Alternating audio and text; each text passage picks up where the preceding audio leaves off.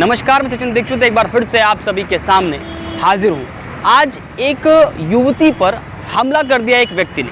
बताया जा रहा है कि एवरसाइन गेट के पास सोम्या हाइट्स नामक एक बिल्डिंग है, जिसकी तीसरी मंजिल पर यह दलवी नामक परिवार रहता था।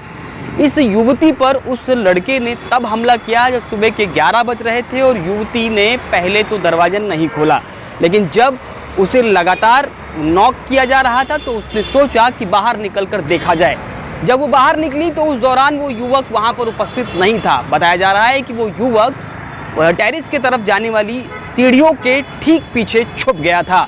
उसके बाद उसने मौका देखते हुए नीचे आया कर यानी युवती को अकेला पाकर उस पर चाकू से हमला कर दिया।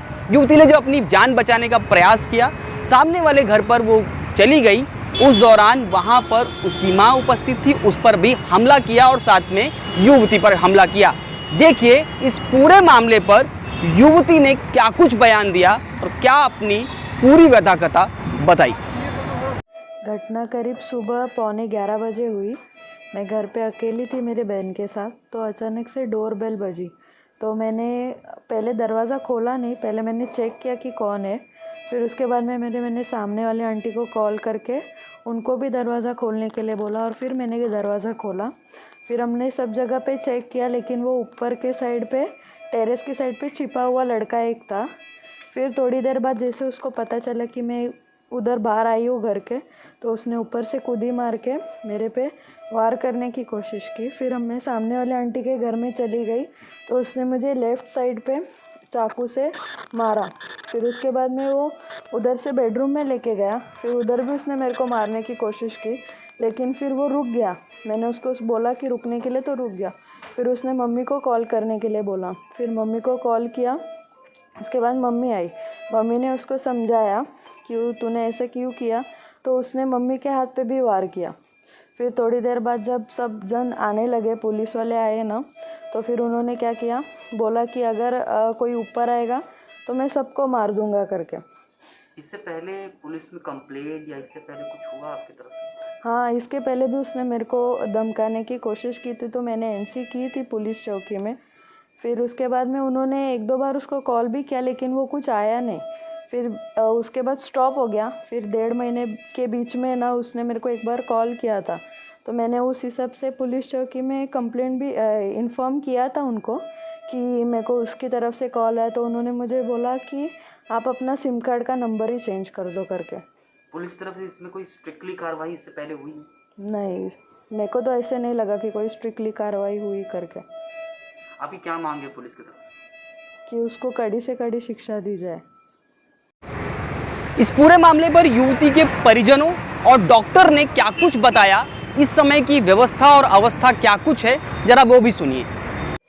घटना आज सुबह कम से कम 11 बजे 11:15 बजे हो गई। अपना वसई ईस्ट में सोमा हाइट है, एवरसाइन गेट पे, बिल्डिंग नंबर A8 पे, उस पर तीसरे माले पे घटना हो गई है। पुलिस की तरफ से तो अभी पूरा दिन तो कोई यहाँ पे आया नहीं। अभी शाम को पुलिस वाला आके गए, कुछ 5-5:15 बजे आके गए, स्टेटमेंट लेके गए। कपड़े बोले का तो मेरे साथ में कोई पुलिस वाला आना चाहिए था, लेकिन कोई आया नहीं। क्या मांग है आपकी पुलिस की तरफ? ये जो हादसा हो गया उसका जल्दी से उसका कुछ निकाल लगना चाहिए, और वो लड़का जिसने किया है उसको बहुत कड़ी सजा होनी चाहिए। दुपारच्या टायमाला आई आणि मुलीला घेऊन वडील इथे 12च्या दरम्यानमध्ये आले, ठीक आहे। आणि मुलीची हालत खूप गंभीर अवस्थेमध्ये होती। तिच्या कमरेला असं चाकूचं म्हणजे वार केलेल्याचं वाटत होतं आणि त्याच्यानंतर आईच्या हाताला पण सुद्धा मार लागला होता। तर त्या टायमाला आम्ही त्वरित आमच्या डॉक्टरला सांगून ट्रीटमेंटची तयारी केली आणि दोघींना आपण आम्ही इथे ट्रीटमेंट दिली। त्याच्यानंतर आम्ही जे पोलीस व्हेरिफिकेशन आहे ते पण आम्ही स्टार्ट केलं। अभी क्या हालत है? आता आईला टोटल 6 तासानंतर आपण त्यांच्या हाताला 5 टाके लागले, तर त्या 5 टाकेचे आपण इंजरीचा आपण पूर्ण रिपोर्ट त्यांच्या हातात दिला, ठीक आहे। आणि आईला आता डिस्चार्ज करण्यात आलं आणि मुलीची अवस्था आता ICUमध्ये आहे ती, ठीक आहे। आणि तिचा CT स्कॅन दिले, CT स्कॅनचा रिपोर्ट पण येईल आणि आता डॉक्टरांच्या नजरेखाली आहेत ते।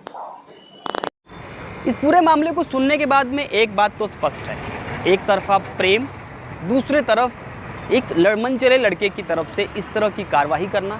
हालांकि युवती की तरफ से जो बताया गया है कि उसने पहले ही पुलिस में इसकी जानकारी दे दी थी। वाली पुलिस स्टेशन में इसकी जानकारी देने के बावजूद पूर्णतया कार्रवाई ठीक से ना होने के कारण युवक का हौसला बढ़ता गया और उसने इस तरह का अंजाम दिया। हालांकि परिजनों की अब मांग है कि इस पूरे मामले पर कड़ी कार्रवाई हो ताकि युवक को शिक्षा मिल सके और आगे इस तरह की कार्रवाई, इस तरह के कृत्य और कोई ना करे। आज के लिए इतना ही, धन्यवाद।